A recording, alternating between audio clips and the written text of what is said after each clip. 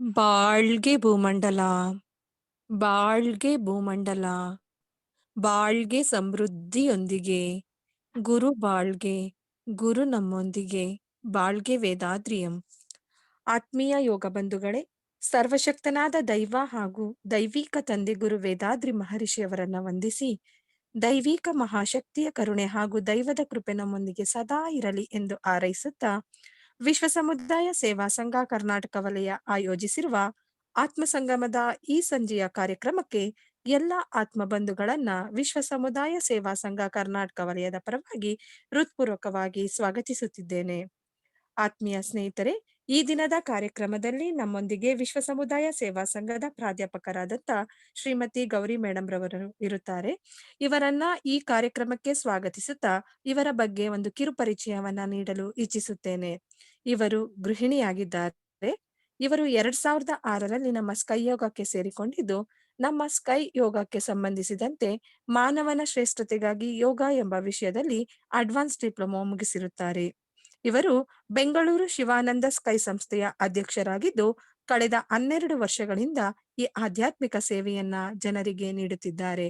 ಇವರನ್ನ ಈ ದಿನದ ವಿಷಯವಾದಂತಹ ಕರ್ಮ ಎಂಬ ವಿಷಯದ ಬಗ್ಗೆ ಚಿಂತನೆಯನ್ನ ನೀಡುವಂತೆ ವಿಶ್ವ ಸಮುದಾಯ ಸೇವಾ ಸಂಘ ಕರ್ನಾಟಕ ವಲಯದ ಪರವಾಗಿ ಹಾಗೂ ನಿಮ್ಮೆಲ್ಲರ ಪರವಾಗಿ ಹೃತ್ಪೂರ್ವಕವಾಗಿ ಸ್ವಾಗತಿಸುತ್ತಿದ್ದೇನೆ.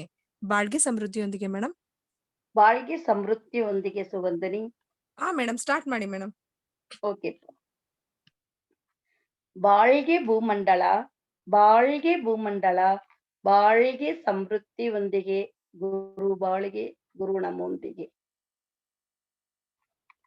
ತಾಯಿ ತಂದೆಯರನ್ನ ವಂದಿಸಿ, ಗುರು ಯೋಗಿರಾಜ್ ವೇದಾದ್ರಿ ಮಹರ್ಷಿ ಅವರನ್ನ ವಂದಿಸಿ, WCSC ಕರ್ನಾಟಕ ವಲಯದ ಪ್ರೆಸಿಡೆಂಟ್ ಆದ ಡಾಕ್ಟರ್ ಗಣಪತಿ ಸರ್ ಮತ್ತು ಸ್ಮಾರ್ಟ್ ಜಾಯಿಂಟ್ ಡೈರೆಕ್ಟರ್ ಆದ ಡಾಕ್ಟರ್ ವಿಜಯ ಮೇಡಮ್ ಅವರನ್ನು ವಂದಿಸಿ, ಮಹರ್ಷಿ ತತ್ವವನ್ನ ಬೋಧಿಸ್ತಾ ಇರುವ ಎಲ್ಲಾ ಪ್ರೊಫೆಸರ್ಗಳನ್ನು ವಂದಿಸಿ, ಈ ಝೂಮ್ ಆಪ್ ಅಲ್ಲಿ ಸೇರಿರುವ ಎಲ್ಲ ಯೋಗ ಬಂಧುಗಳನ್ನು ವಂದಿಸಿ, ಈ ಪ್ರೋಗ್ರಾಮ್ ಅನ್ನ ನಡೆಸ್ತಾ ಇರುವ ಎಲ್ಲರೂ ಪಲ್ಲವಿ, ಸುಗಂಧಿನಿ, ಪವಿತ್ರ ಮತ್ತು ಕಾವ್ಯ ಎಲ್ಲರನ್ನು ವಂದಿಸಿ ನನ್ನ ಮಾತನ್ನ ಆರಂಭಿಸುತ್ತೇನೆ.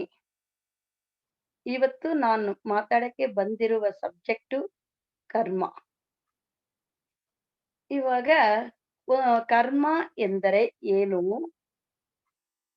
ಕರ್ಮದ ಅಚ್ಚೊತ್ತು ಎಂದ್ರೇನು, ಕರ್ಮದ ಅಚ್ಚೊತ್ತು ಹೇಗೆ ಉಂಟಾಗುತ್ತದೆ, ಆ ಕರ್ಮದ ಅಚ್ಚೊತ್ತುಗಳ ಗುರುತುಗಳು ಯಾವುದು, ಅದನ್ನ ಹೇಗೆ ಹೋಗಲಾಡಿಸುವುದು, ಇದು ಎಲ್ಲ ಗೊತ್ತಿದ ಮೇಲೆ ನಮ್ಮ ಜೀವನ ಹೇಗೆ ನಡೆಸಬೇಕು, ಇದು ಎಲ್ಲದ ಬಗ್ಗೆ ಒಂದೊಂದಾಗಿ ಇವಾಗ ನೋಡೋಣ. ಇವಾಗ ಫಸ್ಟ್ ಕರ್ಮ ಎಂದ್ರೆ ಏನು. ಇವಾಗ ಕರ್ಮ ಎಂದ್ರೆ ಏನು ಅಂದ್ರೆ, ಇವಾಗ ನಾವು ನಾರ್ಮಲ್ ಲೈಫ್ಲಿ ಏನ್ ಹೇಳ್ತಾ ಇದೀವಿ, ಅಯ್ಯೋ ಅವ್ರು ಮಾಡಿರುವ ಕರ್ಮಕ್ಕೆ ತಕ್ಕಂತ ಈ ಫಲ ಬಂದಿದೆ. ಏನಾದ್ರು ಒಂದು ಕೆಟ್ಟದ್ದು ನಡೆಯುವಾಗ ಮಾತ್ರ ಆ ಹೆಸರು ಬೇಗ ಬಂದ್ಬಿಡತ್ತೆ. ಹೇಗೆ, ಅಯ್ಯೋ ಅವ್ರು ಮಾಡಿರುವ ಕರ್ಮಕ್ಕೆ ಇದು ಬಂದಿರುತ್ತೆ. ಬಟ್ ಒಳ್ಳೇದು ಏನಾದ್ರು ನಡೆಯುವಾಗ ಅದನ್ನ ಕರ್ಮ ಅಂತ ಹೇಳಲ್ಲ ಅವರು. ಬಟ್ ಏನ್ ಹೇಳ್ತಾರೆ, ಕೆಟ್ಟದ್ದು ನಡೆಯುವಾಗ ಕರ್ಮ ಏನಂತ, ಪಾಪ ನಾವು ಮಾಡಿರುವ ಪಾಪಕ್ಕೆ ತಕ್ಕಂತೆ ಏನಾದ್ರು ಒಂದು ನಡೆಯುವಾಗ ಅದನ್ನ ಕರ್ಮ ಅಂತ ಹೇಳ್ತೀವಿ. ಬಟ್ ನಿಜವಾಗಲೂ ಕರ್ಮ ಎಂದರೆ ಕ್ರಿಯೆ. ಆ ಕ್ರಿಯೆ ಒಳ್ಳೆದಾಗಿನೂ ಇರಬಹುದು, ಕೆಟ್ಟದಾಗಿನೂ ಇರಬಹುದು. ಎರಡೂ ಸೇರಿದೆ ಕ್ರಿಯೆ. ಆ ಎರಡು ಕ್ರಿಯೆಗಳು ಸೇರಿದೆ ಕರ್ಮ. ಅದು ಆ ಮಾಡಿರೋದಕ್ಕೆ ತಕ್ಕಂತೆ ನಮ್ಮ ತಳಿ ಕೇಂದ್ರದಲ್ಲಿ, ಅದೇ ಇಲ್ಲಿ ಈ ನಾರ್ಮಲ್ ಆಗಿ ತಳಿ ಕೇಂದ್ರ ಅಂತ ಹೇಳಲ್ಲ, ನಮ್ ಜೀವನದಲ್ಲಿ ಹೇಗೆ ಬರುತ್ತದೆ ಅಂತ ಗೊತ್ತಿಲ್ಲ. ಬಟ್ ಏನೋ ಒಂದು ಅವ್ರು ಮಾಡಿರುವ ಕಾರ್ಯಗಳಿಗೆ ತಕ್ಕಂತ ಒಂದು ಪನಿಷ್ಮೆಂಟ್ ನಮ್ಗೆ ಸಿಗ್ತಾ ಇರೋದನ್ನೇ ಕರ್ಮ ಎಲ್ಲರಿಗೂ ಗೊತ್ತಿದೆ. ಬಟ್ ಎಲ್ಲರಿಗೂ ಗೊತ್ತಿದ್ರೂನು ಯಾಕೆ ಮಾನವ ತಪ್ಪು ಮಾಡ್ತಾನೆ. ಇವಾಗ ಒಳ್ಳೇದು ಮಾಡಿದರೆ ಒಳ್ಳೆ ಫಲ ಸಿಗತ್ತೆ, ಕೆಟ್ಟದು ಮಾಡಿದರೆ ಕೆಟ್ಟ ಫಲ ಸಿಗತ್ತೆ ಎಲ್ಲರಿಗೂ ಗೊತ್ತು. ಬಟ್ ಯಾಕೆ ಮಾನವ ತಪ್ಪು ಮಾಡ್ತಾನೆ. ಬಟ್ ಯಾಕೆ ಅಂದ್ರೆ ಆ ಕರ್ಮ ಯಾವ ತರ ನಮ್ಮ ದೇಹದಲ್ಲಿ ಅಚ್ಚುತ್ತಾಗುತ್ತೆ ಅಂತ ಗೊತ್ತಿಲ್ಲ ಒಂದು. ಬಟ್ ಆ ಕರ್ಮದ ಅಚ್ಚೊತ್ತು ಏನೇನು ಸರಿಯಾಗಿ ಗೊತ್ತಾಗಿದ್ರೆ ಮಾತ್ರದನೇ ನಾವು ಮಾಡುವುದು ತಪ್ಪಾ ರೈಟಾನು ಗೊತ್ತಿಲ್ಲ. ಅದು ಹೇಗೆ ಅಚ್ಚೊತ್ತಾಗತ್ತೇನು ಗೊತ್ತಿಲ್ಲ. ಅದಕ್ಕೆ ಅವರಿಗೆ ಇದು ಅವ್ರು ಮಾಡ್ತಾ ಇರುವ ತಪ್ಪನ್ನ ಹಾಗೇ ಮಾಡ್ತಾ ಇದ್ದಾರೆ. ಬಟ್ ಏನಾದ್ರು ಒಂದು ಕಷ್ಟ ಬರೋವಾಗ ಮಾತ್ರ ಏನ್ ಹೇಳ್ತಾರೆ, ಅಯ್ಯೋ! ಅವ್ರ ಹಣೆಬರಹ ಹಂಗಿದೆ ಅದಕ್ಕೆ ಹಿಂಗಾಯ್ತು ಅಂತ ಹೇಳ್ತಾರೆ ಅಷ್ಟು. ಇದು ಈ ಹಣೆಬರಹ ಹೇಗೆ ಬಂತು ಅದನ್ನು ಗೊತ್ತಿಲ್ಲ. ಬಟ್ ಹಿರಿಯವರು ಮಾಡಿರುವ ಒಂದು ಪಾಪ ಪುಣ್ಯನೇ ನಮಗ ಬಂದು ಸೇರಿದೆ ಅಂದ್ಬಿಟ್ಟು ಎಲ್ಲರಿಗೂ ಗೊತ್ತಿದೆ. ಬಟ್ ಇವಾಗ ನಾವು ಏನ್ ಮಾಡ್ತಾ ಇದೀವಿ? ಒಳ್ಳೇದೇ ಮಾಡ್ತಾ ಇದೀವಾ? ಇಲ್ಲ ಕೆಟ್ಟದೇ ಮಾಡ್ತಾ ಇದ್ವಾ? ಇಲ್ಲ ಎರಡೂ ಸೇರಿ ಮಾಡ್ತಾ ಇದೀವಾ? ಬಟ್ ಯಾವುದು ಮಾಡಿದರೆ ಒಳ್ಳೇದು? ಇದರಲ್ಲಿ ಒಳ್ಳೇದಂದ್ರೆ ಯಾವುದು? ಕೆಟ್ಟದಂದ್ರೆ ಯಾವುದು? ಯಾವುದು ನಮಗೆ ಸರಿಯಾಗಿ ಗೊತ್ತಿಲ್ಲ. ಅದಕ್ಕೆ ಮಗರಿಷಿ ನಮಗೆ ಹೇಳ್ತಾರೆ. ಹೆಂಗೆ ಅಂದ್ರೆ ಒಂದು ಸೈನ್ಸ್ ಪ್ರಕಾರ ನಮ್ಮ ಕರ್ಮದ ಬಗ್ಗೆ ಅದು ಹೇಗೆ ಅಚ್ಚೊತ್ತಾಗತ್ತೆ ಬಿಟ್ಟು ಎಲ್ಲನೂ ಒಂದು ಸೈನ್ಸ್ ಪ್ರಕಾರ ಹೇಳಿದ್ದಾರೆ. ಅದನ್ನ ನಾವು ತಿಳ್ಕೊಂಡ್ರೆ ಮಾತ್ರನೇ ಕರ್ಮ ಅಚ್ಚೊತ್ತುನು ತಿಳ್ಕೊಂಡು ಅದನ್ನ ಹೆಂಗೆ ಸರಿಪಡಿಸೋದು ಅಂದ್ಬಿಟ್ಟು ನಮಗೆ ಅರ್ಥ ಆಗುತ್ತದೆ. ಇವಾಗ ನೋಡಿ, ಇವಾಗ ಕರ್ಮದ ಅಚ್ಚೊತ್ತು ಎಂದ್ರೆ ಏನು? ಇವಾಗ ನಮ್ಮ ಏನ್ ಮಾಡ್ತೀವಿ? ಒಂದು ಭಾವನೆಯಾಗಲಿ, ನುಡಿಯಾಗಲಿ, ಇಲ್ಲಾಂದ್ರೆ ಕ್ರಿಯೆಯಾಗಲಿ, ಅದನ್ ಮೂಲಕ ನಾವು ಏನ್ ಮಾಡ್ತೀವಿ ಅಂದ್ರೆ ಈ 5 ಇಂದ್ರಿಯಗಳ ಮೂಲಕ ಹೋಗಿ ಪಡೆಯುವ ಅನುಭವಗಳನ್ನು. ನೋಡಿ ಈ ಅನುಭವಗಳಂದ್ರೆ ಏನು? ಇವಾಗ ಕಣ್ಣಿನ ಮೂಲಕ ಏನ್ ನೋಡ್ತಾ ಇದೀವಿ, ಕಿವಿನ್ ಮೂಲಕ ಏನ್ ಕೇಳ್ತಾ ಇದೀವಿ, ನಾಗಿನ್ ಮೂಲಕ ಏನ್ ಟೇಸ್ಟ್ ಅರ್ತ್ಕೊಳ್ತೀವಿ, ಮೂಗಿನ್ ಮೂಲಕ ಏನ್ ವಾಸನೆ ಹತ್ಕೊಳ್ತೀವಿ, ಚರ್ಮದ ಮೂಲಕ ಏನು ನಮಗೆ ಸ್ಪರ್ಶವಾಗಿ ಗೊತ್ತಾಗತ್ತೆ. ಇದೇ ಅನುಭವಗಳು. ಈ ಅನುಭವಗಳನ್ನ ನಾವು ಏನ್ ಮಾಡ್ತೀವಿ ಅಂದ್ರೆ, ನಮಗ ಅದು ಅಚ್ಚುತ್ತಾಗ್ತಾನೇ ಇದೆ. ಎಲ್ಲಿ ಅಚ್ಚುತ್ತಾಗತ್ತೆ ನಮಗೆ ಫಸ್ಟ್ ಗೊತ್ತಿಲ್ಲ. ಅದಕ್ಕೆ ಈ ಕ್ಲಾಸ್ ಬಂದಿದ ಮೇಲೆ ಪ್ರತಿ ಒಂದೂನು ನಮಗ ಗೊತ್ತಾಗತ್ತೆ. ಹೇಗೆ? ಇವಾಗ ಸೈನ್ಸ್ ಪ್ರಕಾರ ನಾವು ಸ್ವಲ್ಪ ತಿಳ್ಕೊಳ್ಳೋಣ. ಫಸ್ಟ್ ನಮ್ಮ ಮೂಲ ಯಾವುದು? ನಾವು ಹೇಗೆ ಅಚ್ಚುತ್ತಾಗತ್ತೆ ಅಂದ್ಬಿಟ್ಟು ನಾವು ಇವಾಗ ತಿಳ್ಕೊಳ್ಳೋಣ. ಬಟ್ ನಮ್ ಮೂಲ ಯಾವುದು? ನಮ್ಮ ಹಿಂಗೆ ಹೋಗಿದ್ರೆ ನಮ್ ತಾಯಿ ತಂದೆಯರು, ಅವ್ರಿಗೆ ಹಿಂದೆ ಹೋಗಿದ್ರೆ 5 ಅರಿವು ಜೀವಿ, ಹಂಗೆ ಹೋಗಿ 4 ಅರಿವು, 3 ಅರಿವು, 2 ಅರಿವು, 1 ಅರಿವು ಹಂಗ್ ಬಂದು 5 ಪಂಚಭೂತಗಳು. ಅದಕ್ಕೆ ಮುಂಚೆ ಆಹ್, ಆಕಾಶ ಕಣ, ಆಕಾಶ ಕಣಕ್ಕೆ ಮುಂಚೆ ದೈವ ಕಣ, ದೈವ ಕಣಕ್ಕೆ ಮುಂಚೆ ದೈವನೆಲೆ. ಇವಾಗ ದೈವನೆಲೆಯಿಂದು ಇವಾಗ ಒಂದು ದೈವ ಕಣವಾಗಿ, ಆಕಾಶ ಕಣವಾಗಿ, 5 ಪಂಚಭೂತಗಳಾಗಿ, 5 ಪಂಚಭೂತಗಳ ಒಂದು ನಿರ್ದಿಷ್ಟ ಪ್ರಮಾಣದಲ್ಲಿ ಸೇರಿ ಒಂದರಿವಿಂದ 5 ಅರಿವಾಗಿ, 6ನೇ ಅರಿವಾಗಿ ಮಾನವ ಬಂದಿದ್ದಾನೆ. ಇದೇ ನಮ್ಮ ಮೂಲ. ಈ ಕ್ಲಾಸ್‌ಗೆ ಬಂದಿರೋರು ಎಲ್ಲರಿಗೂ ಗೊತ್ತಿದೆ. ಬಟ್ ಇಲ್ಲಿ ಏನ್ ನಡೆಯತ್ತೆ? ಯಾ ಯಾ ಇದು ಯಾವ ತರ ನಡೆಯತ್ತೆ ಅಂತ ಸ್ವಲ್ಪ ನೋಡೋಣ. ಇವಾಗ ಬಟ್ಟ ಬಯಲು ಕುಗ್ಗಿಸುವ ಗುಣ. ಅದು ಕುಗ್ಗುವಾಗ ಪುಡಿ ಪುಡಿ ಕಣಗಳಾಯ್ತು. ಆ ಕಣಗಳೇ ಏನಾಯ್ತು?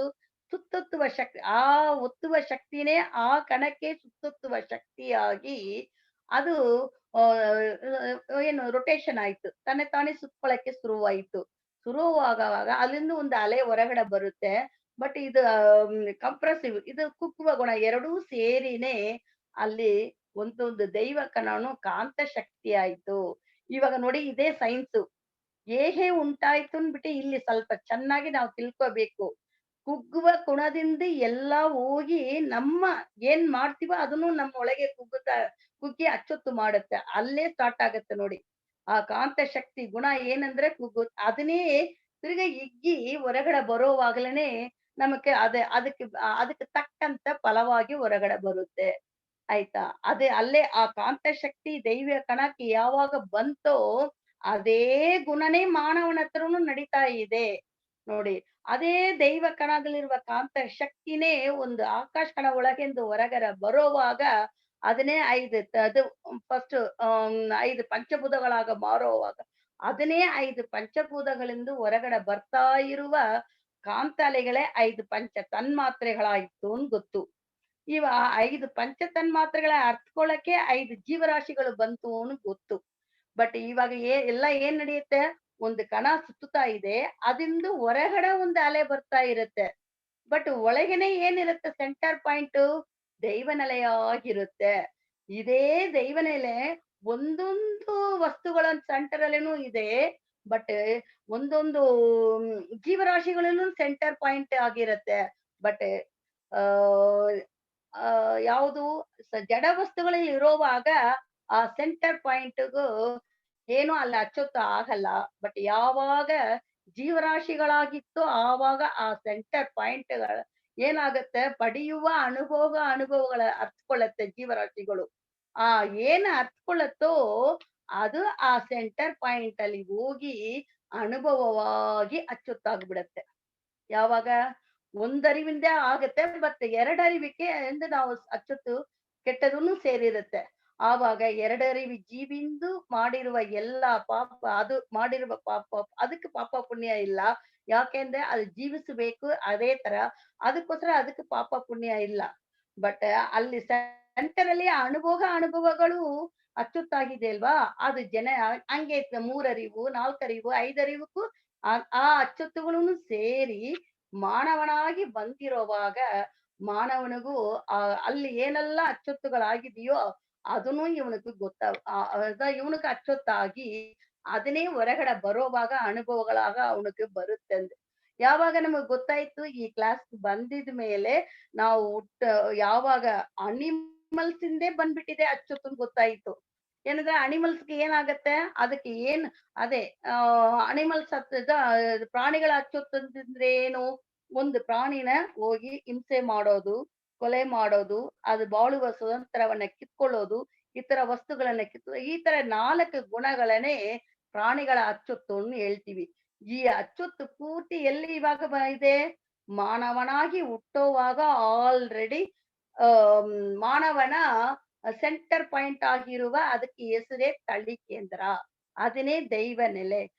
ಅದನ್ನೇ ಆತ್ಮ. ಅದು ಏನಂದ್ರೆ ಆ ದೈವ ನೆಲೆ ಇರುವ ಜಾಗನೇ ತಳಿ ಕೇಂದ್ರ. ಆವಾಗ ಆ ಪ್ರಾಣಿಗಳ ಅಚ್ಚೊತ್ತುಗಳುನು ಅದರ ಇದೆ. ಆಮೇಲೆ ಒಂದನೇ ಮಾನವ ಹುಟ್ಟಿ ಅವನು ಮಾಡಿರುವುದುನು ಒಳ್ಳೇದು, ಕೆಟ್ಟದು ಎಲ್ಲಾನು ಅದರಲ್ಲಿ ಸೇರಿದೆ. ಅದು ಎಲ್ಲ ಜನರೇಷನ್ ಬೈ ಜನರೇಷನ್ ಹಂಗೆ ಸೇರಿ ಒಳ್ಳೇದು, ಕೆಟ್ಟದು ಎಲ್ಲ ಸೇರಿ ಇವಾಗ ನಮಗೂ ಬಂದಿರತ್ತೆ. ನಮ್ಮ ತಳಿ ಕೇಂದ್ರದಲ್ಲಿನೂ ಅದಕ್ಕೆ ಈ ಪ್ರಪಂಚ ಪೂರ್ತಿ ಎಲ್ಲ ರಹಸ್ಯವನ್ನು ಅಡಗಿರುವ ಒಂದು ಅಂ ಇದು ಟ್ರೆಷರ್ ಅನ್ನು ಹೇಳೋದು ಅದನ್ನ. ಅಷ್ಟು ಎಲ್ಲ ಗೊತ್ತು ಅದರಲ್ಲಿ ಇದೆ. ನೋಡಿ. ಆವಾಗ ಇವಾಗ ಅಚ್ಚೊತ್ತಂದರೆ ಏನ್ ಗೊತ್ತಾಯ್ತು. ಏನಂದ್ರೆ ಒಂದು ಅರಿವಾಗಿರುವ ಜೀವರಾಶಿಗಳು ಏನ್ ಅನುಭವಗಳು ಪಡೆಯುತ್ತೋ ಅದು ಹೋಗಿ ಅಲ್ಲಿ ಸೆಂಟರ್ ಅಲ್ಲಿ ರೆಕಾರ್ಡ್ ಆಗೋದು. ಹೇಗೆ ರೆಕಾರ್ಡ್ ಆಗತ್ತೆ? ಇವಾಗ ಮಾನವನಿಗೆ ಅರಿವು 6ನೇ ಅರಿವು ಮೂಲಕ ಇದು ಎಲ್ಲ ಹೇಗೆ ನಡೆಯುತ್ತೆ? ಅದನ್ನ ಯಾರ್ ಕಂಡುಹಿಡಿದು? ಈ ತರ ಮಹಾನ್ಗಳು. ಅವರು ಇದೆಲ್ಲ ಹೇಗೆ ನಡೆಯುತ್ತೆ? ಅಚ್ಚೊತ್ತು ಹೇಗೆ ಆಗತ್ತೆ?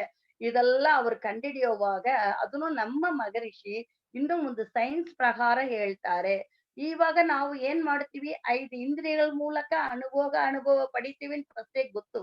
ಬಟ್ ಇಲ್ಲಿ ಯಾವಾಗ ಅದು ಅನುಭವ ಆಗತ್ತೆ ಸೈನ್ಸ್ ಪ್ರಕಾರ ತಿಳ್ಕೊಳ್ಳೋಣ. ಇವಾಗ ಯಾವುದೋ ಒಂದು ವಸ್ತುವಿನ ನೋಡಿರ್ತೀವಿ. ಉದಾಹರಣೆಗೆ ಇವಾಗ ಫಸ್ಟ್ ಏನೋ ಒಂದು ದೇವಸ್ಥಾನಕ್ಕೆ ಹೋಗಿದೀವಿ. ಆ ದೇವಸ್ಥಾನದಲ್ಲಿ ಅಲಂಕಾರ ಮಾಡಿರುವ ದೇವರನ್ನ ನೋಡ್ತೀವಿ. ಅಯ್ಯೋ! ಎಷ್ಟು ಚೆನ್ನಾಗಿದೆ. ನಾವು ಅದನ್ನ ನೋಡ್ತಾ ಇರ್ತೀವಿ. ಬಟ್ ಕಣ್ಣಲ್ಲಿ ನೋಡುವಾಗ ಆ ದೇವರು ಇವಾಗ ನಮ್ ಕಣ್ಣಲ್ಲಿ ಒಂದು ಸೊಳ್ಳೆ ಸೈಜಲ್ಲಿ ಅಚ್ಚೊತ್ತಾಗ್ಬಿಡುತ್ತೆ. ಫಸ್ಟ್ ಏನಂದ್ರೆ ಕಣ್ಣಿನ ಮೂಲಕ ನೋಡ್ತಾ ಇದೀವಿ. ಅವಾಗ ಅದು ಕಣ್ಣಲ್ಲೇ ಅಚ್ಚೊತ್ತಾಗತ್ತೆ ಫಸ್ಟು.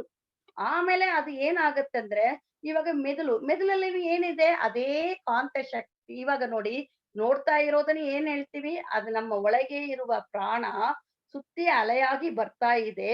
ಆ ಅಲೆಯೇ ಕಾಂತಶಕ್ತಿ. ಇವಾಗ ಹೊರಗಡೆನೂ ಕಾಂತಶಕ್ತಿನ್ ಹೇಳಿದೀವಿ.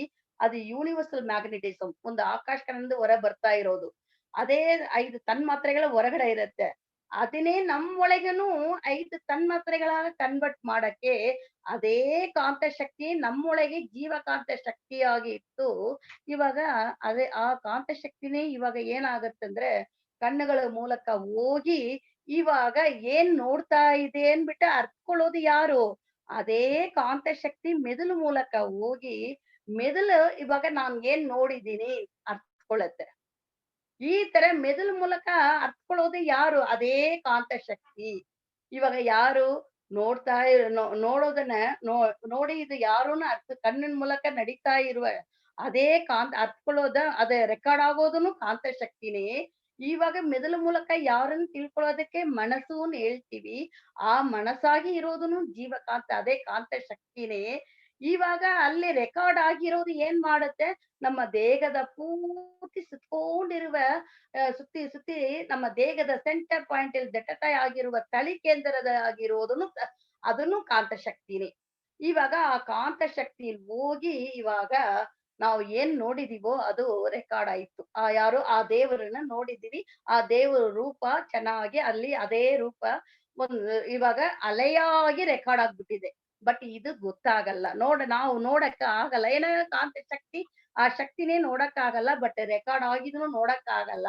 ಬಟ್ ಯಾವಾಗ ನಮಗ್ ತಿರ್ಗಾ ಅದು ರೂಪ ಬರುತ್ತೆ ಅಂದ್ರೆ, ಇವಾಗ ನಾವು ದೇವಸ್ಥಾನಕ್ಕೆ ಹೋಗಿದೀವಿ. ಆ ದೇವರನ್ನ ನೋಡಿದೀವಿ ನೆನ್ಸ್ಕೊಳ್ಳೋವಾಗ ಇಲ್ಲ ಹೇಳೋವಾಗ ಏನಾಗತ್ತ ಆ ರೂಪ ಹಂಗೇ ಮೆದುಳು ಮೂಲಕ ಬಂದು ಯಾವ ಸೈಜಲ್ಲಿ ನಾವು ನೋಡಿದೀವೋ ಅಷ್ಟು ಸೈಜಲ್ಲಿ ಅದು ವಿಸ್ತರಿಸಿ ತೋರ್ಸತ್ತೆ.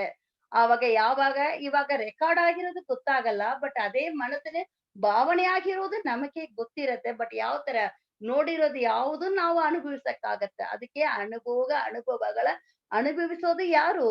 ಅದೇ ಕಾಂತಶಕ್ತಿ. ಕಾಂತಶಕ್ತಿ ಯಾರು? ಪ್ರಾಣ ಕಣಗಳನ್ನ ಹೊರಬರುವ ಕಾಂತಶಕ್ತಿ. ಆ ಕಾಂತಶಕ್ತಿ ಪ್ರಾಣ ಯಾರು?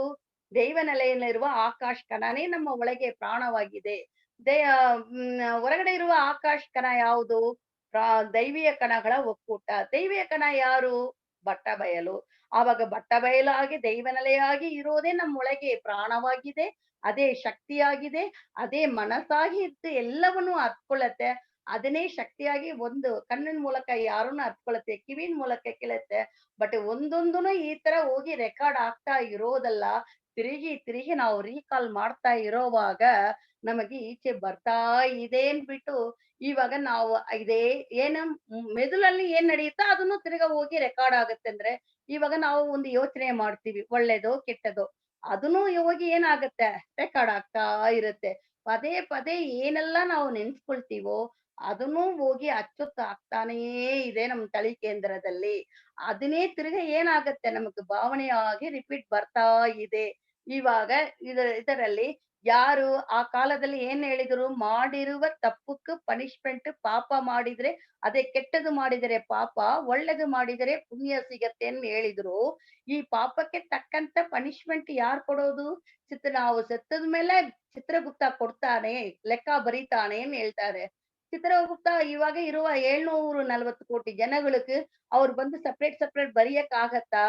ದೈವ ನಿಯಮ ಏನ್ ಮಾಡಿದೆ ಅಂದ್ರೆ ಅವರವರ ಒಳಗೇನೆ ಸೆಂಟರ್ ಪಾಯಿಂಟ್ ಆಗಿ ಇರೋದು ಯಾರು? ದೈವ ಶಕ್ತಿ. ಆ ದೈವ ಶಕ್ತಿಯೇ ಏನ್ ಮಾಡುತ್ತೆ? ಕಾಂತ ಶಕ್ತಿ ಆಗಿದೆ. ಎಲ್ಲಾ ಅನುಭವಿಸೋದು ಕಾಂತ ಶಕ್ತಿ. ಅದಕ್ಕೆ ಆ ಕಾಂತ ಶಕ್ತಿಯಲ್ಲೇ ರೆಕಾರ್ಡ್ ಆಗ್ತಾ ಇರತ್ತೆ. ಆವಾಗ ಈ ರೆಕಾರ್ಡ್ ಯಾರಿಗೂ ಗೊತ್ತಾಗಲ್ಲ. ಹೆಂಗೆ ಇವಾಗ ಒಂದು ಕಂಪ್ಯೂಟರ್ ಚಿಪ್ ಅಲ್ಲಿ ಏನ್ ಮಾಡ್ತೀವಿ ಅಲ್ಲಿ ಒಂದು 3 ಅವರ್ ಬರುವ ಪಿಕ್ಚರುನು ಅದ್ರಲ್ಲಿ ರೆಕಾರ್ಡ್ ಆಗಿರುತ್ತೆ. ಬಟ್ ನಮ್ ಕಣ್ಣಿಗ್ ಗೊತ್ತಾಗಲ್ಲ. ತಗೊಂಡೋಗಿ ಅದನ್ನ ಸಿಪಿಯು ಹಾಕ್ಬಿಟ್ಟು ನಾವು ಮಾನಿಟರ್ ನೋಡೋವಾಗ ಏನಾಗತ್ತೆ? ಮಾನಿಟರ್ ಅಲ್ಲಿ ನಮಗೆ ಅದ್ರಲ್ಲಿ ಏನೆಲ್ಲ ರೆಕಾರ್ಡ್ ಆಗಿದ್ಯೋ ಅದೆಲ್ಲ ತೋರಿಸ್ತಾ ಇದೆ. ಆವಾಗ ಏನರ್ಥ? ಇವಾಗ ಕಣ್ಣಿಗೆ ಕಾಣ್ಸಲ್ಲ. ಮಾನವ ಮಾಡಿರೋದೇ ಕಣ್ಣಿಗೆ ಕಾಣ್ಸಲ್ಲ. ಬಟ್ ಇದು ಆ ದೈವ ಇದು ನಮ್ಮ ರೆಡಿ ಮಾಡಿ ಏನು ಒಂದು ದೈವ ದೈವ ಕಣದಿಂದ ಮಾನವನ ತನಕ ಬರಕ್ಕೆ ಎಷ್ಟೋ ಆದ ಅರೇಂಜ್‌ಮೆಂಟ್ ಮಾಡಿದೆ. ಒಂದೊಂದನ್ನು ಅಷ್ಟು ನೋಡಿ ನೋಡಿ ತಯಾರು ಮಾಡಿರುತ್ತೆ.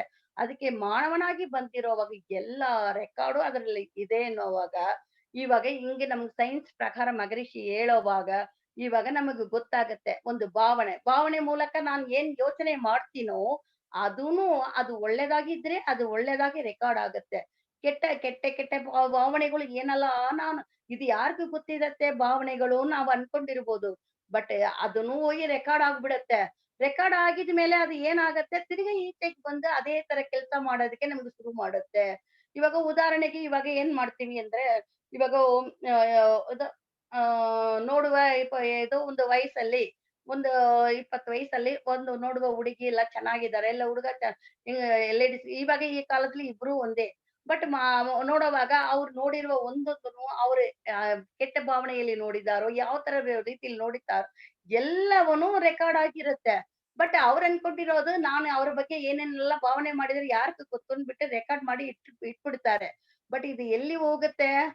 ಇವಾಗ ನಮ್ಮ ತಳಿ ಕೇಂದ್ರದಲ್ಲಿ ರೆಕಾರ್ಡ್ ಆಗಿರೋದೆಲ್ಲ ಏನ್ ಹೇಳ್ತೀವಿ? ಒಂದು ಇದು ತಾಯಿ ತಂದೆ ಒಳಗೆ ಅದೇ ಜೀನಲ್ಲಿ ಹೋಗಿ ಅದು ರೆಕಾರ್ಡ್ ಆಗ್ಬಿಡತ್ತೆ. ಆವಾಗ ಆ ವೀರ್ಯ ಶಕ್ತಿ ಹೊರಗಡೆ ಬರುವಾಗ ಒಂದು ಮರಕ್ಕೆ ಹೆಂಗೆ ಒಂದು ಆಲದ ಮರದ ಒಂದು ಚಿಕ್ಕ ಬೀಜ. ಬಟ್ ಆ ಬೀಜದಲ್ಲಿ ಏನಿದೆ? ಆ ಆಲದ ಮರದ ಹೆಂಗೆ ಬರ್ಬೇಕು, ಎಷ್ಟು ದೊಡ್ಡದಾಗಿ ಬರ್ಬೇಕು, ಎಲೆ ಎಷ್ಟು ಬರ್ಬೇಕು, ಒಂದು ಈ ತರ ಎಲ್ಲಾ ಗುಣಗಳು ಅದ್ರಲ್ಲಿ ಅಡಗಿರುತ್ತಲ್ವಾ? ಒಂದು ಚಿಕ್ಕ ಬೀಜದಲ್ಲಿ. ಅದೇ ತರ ಮಾನವನ ಗುಣಗಳು ಅವನ ರೂಪ ಯಾವ ತರ ಇರ್ಬೇಕು ಎಲ್ಲವನ್ನೂ ಆ ಆ ವೀರ್ಯ ಶಕ್ತಿಯಲ್ಲಿ ಒಂದು ಕಣ್ಣಿಗೆ ಕಾಣದ ಆ ಪ್ರಾಣದಲ್ಲಿ ಎಲ್ಲ ಅಡಗಿರುತ್ತಾ ಇಲ್ವಾ? ಅದು ಏನಾಗತ್ತೆ? ನಾವು ಏನೆಲ್ಲಾ ಭಾವಿಸಿದೀವೋ ಅದನ್ನು ಅದರಲ್ಲಿ ಸೇರಿದೆ. ಅದು ಎಲ್ಲ ರೆಕಾರ್ಡ್ ಆಗಿರೋವಾಗ, ಇವಾಗ ಅದು ಎಲ್ಲಿ ಹೊರಗಡೆ ಬಂದು ತೋರ್ಸತ್ತೆ? ಮಕ್ಕಳಾಗಿ ಹುಟ್ಟೋವಾಗ ಏನಂದ್ರೆ ಆ ಗುಣಗಳೆಲ್ಲ ತಗೊಂಡು ಬರ್ತಾ ಇರೋದು ಯಾರು? Next generation. ಅವಾಗ ಆ ಜನರೇಷನ್‌ಗೆ ಏನಾಗತ್ತಂದ್ರೆ ಅವ್ರು ಭಾವಿಸಿದ್ದು ಇಲ್ಲಿ ಕ್ರಿಯೆ ರೂಪಕ್ಕೆ ಬಂದ್ಬಿಡತ್ತೆ. ನೋಡಿ ಎಷ್ಟು ಇದೆ ನಾವ್ ಅನ್ಕೊಂಡಿರೋದು ಭಾವಿಸಿದದನೇ ಇದು ಯಾರಿಗೂ ಗೊತ್ತು. ಬಟ್ ಎಲ್ಲಿ ಬಂದು ಪರಿಣಾಮ ಬರುತ್ತೆ? ಅವ್ರ ಮಕ್ಕಳಿಗೆ ಅವ್ರು ಬಂದು ಅವ್ರು ಮಾಡೋವಾಗ, ಅಯ್ಯೋ! ಇವ್ರು ಭಾವನೆಯಲ್ಲಿ ನೆನ್ಸಿದ್ರು. ಬಟ್ ಅವ್ರ ಮಕ್ಕಳು ಏನ್ ಮಾಡ್ತಾರೆ? ಅದೇ ತರ ಕೆಟ್ಟ ಕ್ರಿಯೆಗೆ ಹೋಗಿ ಮಾಡ್ಬಿಡ್ತಾರೆ. ಅವಾಗ ಇದಿಂದ ಏನಾಗತ್ತೆ? ತಿರ್ಗಾ ಅಚ್ಚೊತ್ತಾಗತ್ತೆ. ತಿರ್ಗಾ ಅದನ್ನೇ ಯಾರಿಗೂ ಇವಾಗ ನೋಡಿ ಕೆಟ್ಟದು ಎಂದ್ರೆ ಏನು? ಒಳ್ಳೇದು ಎಂದ್ರೆ ಏನು? ಕೆಟ್ಟದು ಎಂದ್ರೆ ಯಾರಿಗೂ ನೋವು ಕೊಡ್ತೀವೋ ಅದೆಲ್ಲ ಕೆಟ್ಟದು. ಒಳ್ಳೇದಂದ್ರೆ ನೋವು ಕೊಡದೇ ಇರೋದೆಲ್ಲ ಮಾ ಭಾವನೆ, ನುಡಿ, ಕ್ರಿಯೆ ಮೂಲಕ ನೋವು ಕೊಡದೇ ಇರೋದೆಲ್ಲ ಒಳ್ಳೇದು. ನೋವು ಕೊಡ್ತಾ ಇರೋದು ಭಾವನೆ, ನುಡಿ ಮೂಲಕ ಅದೆಲ್ಲ ಕೆಟ್ಟದು. ಆವಾಗ ಆ ಕೆಟ್ಟದೆಲ್ಲ ಅಲ್ಲಿ ಹೋಗಿ ರೆಕಾರ್ಡ್ ಆಗಿರೋವಾಗ, ಅದು ಈಚೆಗೆ ಇಲ್ಲ ಅವರಿಗೇ ಬರೋವಾಗ, ಇವಾಗ ಯಾರನ್ನೋ ಒಬ್ರನ್ನ ನೋಯಿಸಿದೀವಿ. ಬಟ್ ಅಲ್ಲಿ ರೆಕಾರ್ಡ್ ಆಗ್ಬಿಟ್ಟಿದೆ. ಆ ರೆಕಾರ್ಡ್ ಕ್ಲೀನ್ ಆಗಿದರೆ ತಾನೆ ಆತ್ಮ ಕ್ಲೀನ್ ಆಗತ್ತೆ. ಆವಾಗ ನಾವು ಎಲ್ಲಿಂದ ಬಂದಿವೋ ಅಲ್ಲಿ ಹೋಗಿ ಸೇರಕ್ಕೆ ಸಾಧ್ಯ. ಬಟ್ ಅದ್ ಕ್ಲೀನ್ ಮಾಡ್ಬೇಕಾದ್ರೆ ಈ ನೋವು ಯಾರಿಗೂ ಕೊಟ್ಟಿದೀವೋ, ಆ ನೋವು ಇಲ್ಲ ನಾವು ಯಾವ ಜನ್ಮದಲ್ಲಿ ನೋಡಿ ಹಿರಿಯವರು ಇಂದ ಬಂದಿದೀವಿ ಅಂದ್ರೆ, ಅವ್ರು ಬೇರೆ ಇಲ್ಲ, ಮಕ್ಕಳು ಬೇರೆ ಇಲ್ಲ. ಬಟ್ ಇವಾಗ ಮಕ್ಕಳಾಗಿ ಹುಟ್ಟಿರೋರು ಯಾರಂದ್ರೆ, ಇವಾಗ ನಮ್ಮ ಪ್ರಾಣ ತಗೊಂಡು ಅಲ್ಲಿ ಬಂದಿದ್ದಾರೆ ಅಂದ್ರೆ, ನಾನ್ ಈ ಪ್ರಾಣದಲ್ಲಿ ಏನೆಲ್ಲಾ ಸೇರ್ಸಿದೀವೋ, ಅದನ್ನೇ ಮಕ್ಕಳಿಗೆ ಬಂದಿರತ್ತೆ ಅಂದ್ರೆ, ನಾನೇ ಅಲ್ಲಿ ಬಂದು ಅದ್ ಅನುಭವಿಸ್ತಾ ಇದೀನಿ ಅವಾಗ. ಅವ್ರು ಬೇರೆ ತಾಯಿ ತಂದೆರು ಬೇರೆ ಇಲ್ಲ, ಮಕ್ಳು ಅನ್ಕೊಂಡಿದ್ದಾರೆ. ಅಯ್ಯೋ! ಅವ್ರು ಮಾಡಿರುವ ಕರ್ಮ ನಾನ್ ಯಾಕೆ ಅನುಭವಿಸ್ದೆ? ಇಲ್ಲ ಇವಾಗ ಈ ಪ್ರಾಣ ಎಲ್ಲಿ? ತಾಯಿಯಲ್ಲಿ ಇರೋವಾಗ, ತಾಯಿ ತಂದೆರಲ್ಲಿ ಇರೋವಾಗ ಅದು ಆಸೆ ಪಟ್ಟಿರೋದು. ಅದನ್ನೇ ಇವಾಗ ಬಂದು ಇಲ್ಲಿ ಮಕ್ಕಳಾಗಿ ಅದನ್ನ ಪೂರೈಸ್ಕೊಳ್ಳುತ್ತೆ ಅಂದ್ರೆ, ಆವಾಗ ತಾಯಿ ತಂದೆರು ಬೇರೆ ಇಲ್ಲ, ಮಕ್ಕಳು ಬೇರೆ ಇಲ್ಲ. ಇದು ಚೆನ್ನಾಗಿ ಅರ್ಥ ಮಾಡ್ಕೋಬೇಕು. ಆವಾಗ ಏನಾಗತ್ತಂದ್ರೆ ಅಲ್ಲಿ ಬಂದ ಆ ಆಸೆಗಳನ್ನ ಅದು ಪೂರೈಸಿಕೊಳ್ಳುತ್ತದೆ. ಬಟ್ ಆವಾಗ ಯಾರು ಎಲ್ಲರೂ ಜನರೇಷನ್ ಬೈ ಜನರೇಷನ್ ಅವರೇ ಟ್ರಾವೆಲ್ ಮಾಡ್ತಾ ಬರ್ತಾರೆ. ಬಟ್ ಅವ್ರು ಬೇರೆ ಇಲ್ಲ, ಇವ್ರು ಬೇರೆ ಇಲ್ಲ. ಇದು ಫಸ್ಟ್ ನಾವು ಚೆನ್ನಾಗಿ ಅರ್ಥ ಮಾಡ್ಕೋಬೇಕು.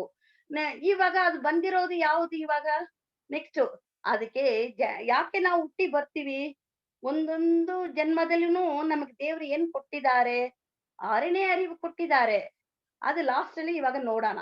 ಇವಾಗ 6ನೇ ಅರಿವು ಮೂಲಕ ಅದು ಒಳ್ಳೇದಾ? ಕೆಟ್ಟದಾ? ಅಂತ ತಿಳ್ಕೊಂಡು ನಾವು ಒಳ್ಳೇದು ಮಾಡಕ್ಕೆ ಶುರು ಮಾಡ್ಬೇಕು.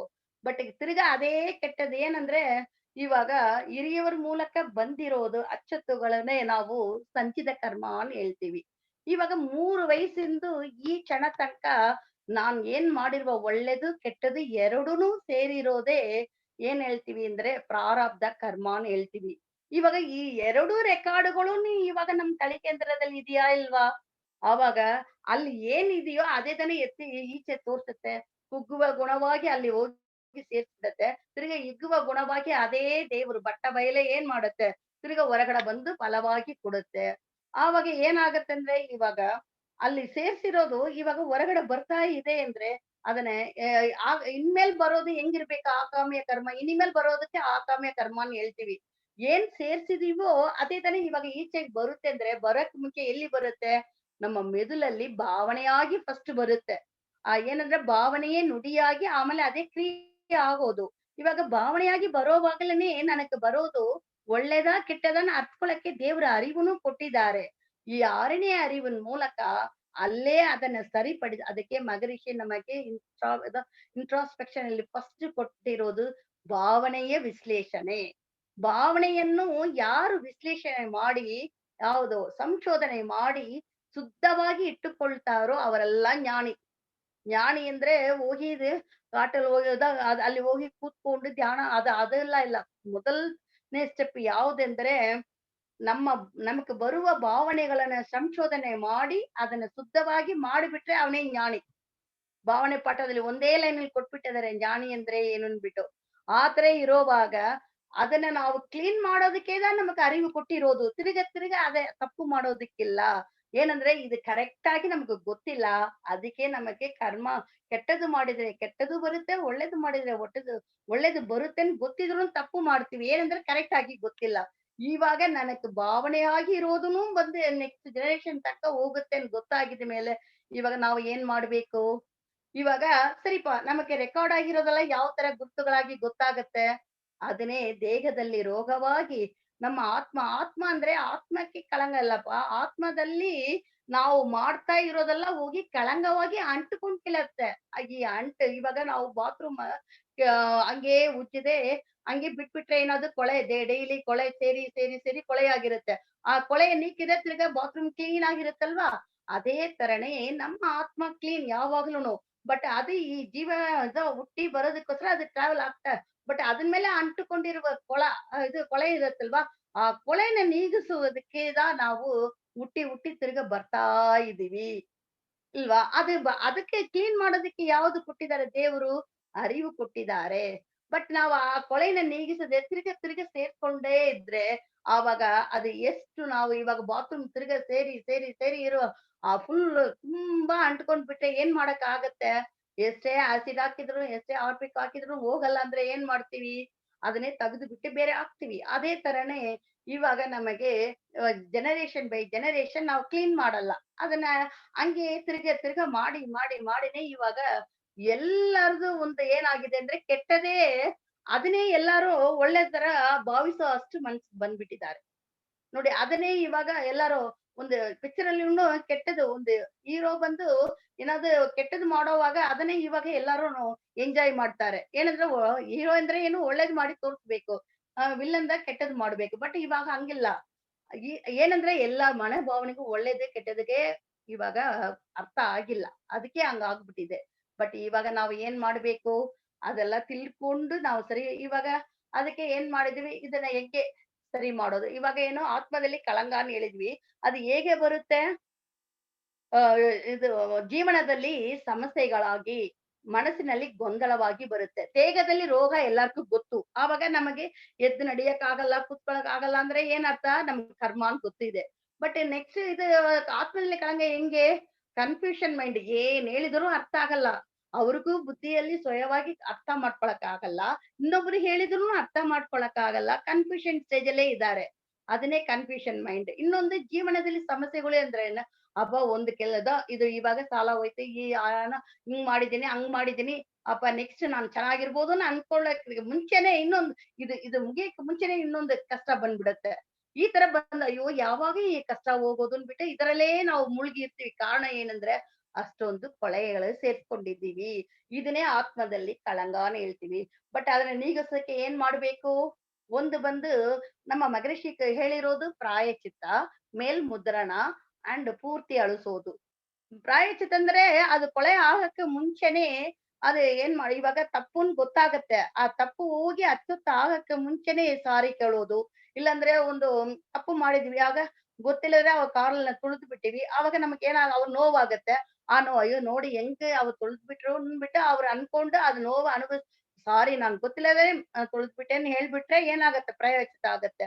ಬಟ್ ಒಂದು ಹಾಲು ಯಾರಾದ್ರು ತಗೊಂಡು ಹೋಗೋ ಅವ್ರ ಡ್ಯಾಶ್ ಹೊಡ್ದು ಅದು ಚೆಲ್ಬಿಟ್ರೆ ಆವಾಗ ಸಾರಿ ಹೇಳಿದ್ರೆ ಅದು ಅರ್ಥ ಆಗಲ್ಲ. ಅದಕ್ಕೆ ಆ ಹಾಲಕ್ಕೆ ಎಷ್ಟು ಅಮೌಂಟ್ ಅದಕ್ಕೆ ಅವ್ರಿಗೆ ನಷ್ಟಕ್ಕೆ ನಾವು ಕೊಡ್ಬೇಕು ಪರಿಹಾರ.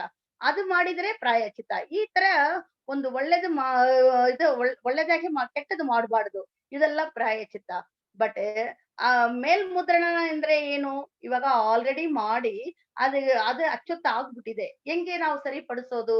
ಅದಕ್ಕೆ ಮೇಲ್ಮುದ್ರಣ ಒಂದು ಹಾಕ್ಬೇಕಾದ್ರೆ ಒಳ್ಳೇದು. ಯಾವುದು? ಅದನ್ನೇ ತಿರುಮೂಲರುನು ಹೇಳ್ತಾರೆ. ಯಾವುದು? ನಮ್ಮ ಇದು ಅಚ್ಚೊತ್ತುಗಳೆಲ್ಲ ಹೋಗ್ಬೇಕಾಗಿದ್ರೆ ಒಂದು ಧ್ಯಾನ ಮಾಡ್ಬೇಕು, ಇನ್ನೊಂದು ಧರ್ಮ ಮಾರ್ಗದಲ್ಲಿ ಜೀವಿಸಬೇಕು. ಧರ್ಮ ಮಾರ್ಗ ಎಂದ್ರೆ ಏನು? ದ ಇದು ಧ್ಯಾನ ಬಂದ್ರೆ ಹಳೆ ಕರ್ಮಗಳೆಲ್ಲ ಹೋಗುತ್ತೆ. ಹೊಸ ಕರ್ಮಗಳು ಸೇರದೇ ಇರೋದಕ್ಕೋಸ್ಕರ ಏನ್ ಮಾಡ್ಬೇಕು? ಅದಕ್ಕೆ ಧರ್ಮ ಮಾರ್ಗದಲ್ಲಿ ಜೀವಿಸಬೇಕು. ಚಾರಿತ್ರ್ಯ, ಕರ್ತವ್ಯ, ದಯಾಗುಣ. ಚಾರಿತ್ರ್ಯ ಅಂದ್ರೆ ಏನು? ಯಾರಿಗೂ ನೋವು ಕೊಡದೇ ಇರೋದು. ಕರ್ತವ್ಯ ಅಂದ್ರೆ ನಾನ್ ಈ ಟೈಮಲ್ಲಿ ನನಗೆ ಏನ್ ಕೆಲ್ಸ ಇದೆಯೋ ಅದನ್ನ ಯಾರಿಗೂ ನೋಯಿಸದೆ ರೀತಿಯಲ್ಲಿ ಕರೆಕ್ಟ್ ಆಗಿ ಮಾಡೋದು ನಮ್ ಕರ್ತವ್ಯ. ನನಗ್ ಮಾತ್ರ ಇಲ್ಲ, ಈ ಸಮಾಜಕ್ಕೆ ಸೇರಿ ಮಾಡ್ತಾ ಇರೋದೇ ಕರ್ತವ್ಯ. ದಯಾಗುಣ ಅಂದ್ರೆ ಯಾರಿಗೆ ಏನು ಇಲ್ವೋ ಅವ್ರಿಗೆ ನಮ್ ಕೈಲಾದಷ್ಟು ಏನು ಎದುರು ನೋಡದೆ ಕೊಡೋದೇ ದಯಾಗುಣ. ಇದು ಮೂರನ್ನ ನಾವು ಪಾಲಿಸ್ಕೊಂಡ್ ಬರುವಾಗ ಅವಾಗ ಮೇಲ್ಮುದ್ರಣ ಅಂದ್ರೆ ಏನು? ಆಲ್ರೆಡಿ ಬಂದ್ಬಿಟ್ಟಿದೆ. ಬಂದಿರೋದಕ್ಕೆ ಏನ್ ಮಾಡ್ಬೇಕು? ಇವಾಗ ಹೊಸಾದು ಈ ಧರ್ಮ ಮಾರ್ಗದಲ್ಲಿ ಜೀವಿಸಿ ಏನ್ ಮಾಡ್ಬೇಕು? ಅದು ಹೊಸ ಇಂಪ್ರಿಂಟ್ ಮೇಲೆ ಮೇಲೆ ಬರೋವಾಗ ಹಳೇದು ಕೆಳಗೆ ಇರುವ ಇಂಪ್ರಿಂಟ್ ಮೇಲೆದ್ದು ಬರಲ್ಲ. ಏನಂದ್ರೆ ಏನ್ ಫಸ್ಟ್ ಇಂಪ್ರಿಂಟ್ ಈ ಜನ್ಮದಲ್ಲಿ ಏನ್ ಮಾಡ್ತೀವೋ ಅದೇ ಫಸ್ಟ್ ಎದ್ದು ಬರೋದು. ಆಮೇಲಿಂದ ಒಳಗೆ ಇರೋದು ಬರೋದು. ಆವಾಗ ಈ ಜನ್ಮದಲ್ಲಿ ನಾವು ಒಳ್ಳೇದು ಮಾಡ್ತಾ ಇದ್ರೆ, ಆ ಒಳ್ಳೇದು ಹಳೇದೆಲ್ಲ ಅಲ್ಲೇ ನಿಂತು ಇವಾಗ ಒಳ್ಳೆಕೆ ಫಲ ಸಿಗ್ತಾ ಅದು ನೆಕ್ಸ್ಟ್‌ಗೆ ಹೋಗಿ ಸೇರ್ಬೋದು.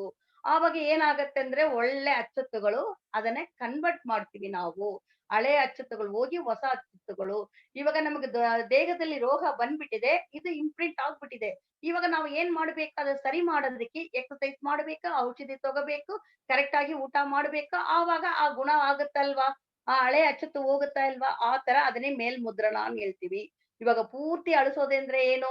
ಹೇಳಿದ್ದೀವಲ್ವಾ? ಇನ್ನೊಂದು ತಿರುಮೂಲರು ಹೇಳಿದಾರಲ್ವಾ ಧ್ಯಾನ. ಆ ಧ್ಯಾನನೇ ಅದಕ್ಕೆ ಮಹರ್ಷಿ ತುರ್ಯಾತೀತ ಧ್ಯಾನ ಕೊಟ್ಟಿದ್ದಾರೆ. ಆ ದೈವನೆಲೆಯಲ್ಲಿ ಹೋಗಿ ನಾವು ಮಾಡೋವಾಗ ನಮ್ಮ ಹತ್ರ ಇರುವ ಎಲ್ಲಾ ಕರ್ಮಗಳು, ಅಚ್ಚತ್ತುಗಳನ್ನು ಹೋಗಿ ಅದೇ ಕೆಟ್ಟದಾಗಿರೋದೆಲ್ಲ ಹೋಗುತ್ತೆ. ಅದಕ್ಕೆ ಪೂರ್ತಿ ಅಳಿಸೋದು. ಆ ಪೂರ್ತಿ ಅಳಿಸಕ್ಕೆ ಆವಾಗ ಏನು? ಹಳೆಯ ಕರ್ಮಗಳು ಹೋಗಕ್ಕೆ ಧ್ಯಾನ ಮಾಡಬೇಕು. ಹೊಸ ಕರ್ಮಗಳು ಸೇರದೇ ಇರೋದಕ್ಕೋಸ್ಕರ ಧರ್ಮ ಮಾರ್ಗದಲ್ಲಿ ಜೀವಿಸಬೇಕು. ಇದೆಲ್ಲ ಇವಾಗ ನಮಗೆ ಮಹರ್ಷಿ ಹೇಳಿದ ಮೇಲೆ ನಾವು ಇವಾಗ ಯಾವ ಸ್ಟೇಜಲ್ಲಿ ಇದೀವಿ ಅಂತ ಗೊತ್ತಾಗತ್ತೆ. ನಮ್ಮ ಹತ್ರ ಎಷ್ಟು ಕರ್ಮ ಇದೆ ಅನ್ನೋ ಗೊತ್ತಾಗತ್ತೆ. ಏನೋ ಆತ್ಮದಲ್ಲಿರುವ ಕಳಂಕನೇ ನಮಗೆ ಇವಾಗ ಕನ್ಫ್ಯೂಷನ್ ಜೀವನದಲ್ಲಿ ಸಮಸ್ಯೆಗಳು ಗೊತ್ತು, ದೇಹದಲ್ಲಿ ರೋಗ ಎಲ್ಲರಿಗೂ ಇದೆ. ಅವಾಗ ಏನಾಗತ್ತೆ? ನಮಗೂ ಇದೆ ಈ ಕರ್ಮ. ಇವಾಗ ಏನ್ ಮಾಡ್ಬೇಕು? ಇವಾಗ ಹೆಂಗೆ ನಡ್ಕೋಬೇಕು? ಅದಕ್ಕೆ ಈ ಕ್ಲಾಸ್ ಬಂದಿರೋವಾಗ ನಮಗೆ ಗೊತ್ತಾಗತ್ತೆ. ನಮ್ ಜೀವನ ಹೇಗೆ ಸರಿ ಮಾಡ್ಬೇಕು? ಇವಾಗ ನಮಗೂ ಒಂದು ಸಮಸ್ಯೆಗಳು ಬರುತ್ತೆ. ಬ ಬರುವಾಗ ಇವಾಗ ನಾವು ಅನ್ಕೊಂಡಿದೀವಿ. ಇದು ಕರ್ಮದ ಅಚ್ಚೊತ್ತು ಅಂತ ಗೊತ್ತಾಗಿದೆ. ಇವಾಗ ಏನ್ ಮಾಡ್ಬೇಕು? ಅದಕ್ಕೆ ನಮಗೆ ವಿಧಿ ಅನ್ನೋದು ಕರ್ಮದ ಅಚ್ಚೊತ್ತು. ಮದಿ ಅನ್ನೋದು ನಮಗ 6ನೇ ಅರಿವು. ಇವಾಗ ಹೇಗೆ ನಮಗ್ ಬಂದಿದೆಯೋ ಅದನ್ನ ಹೆಂಗೆ ಸರಿ ಮಾಡೋದನ್ನು ನಾವು ಆಲೋಚನೆ ಮಾಡ್ಬೇಕು.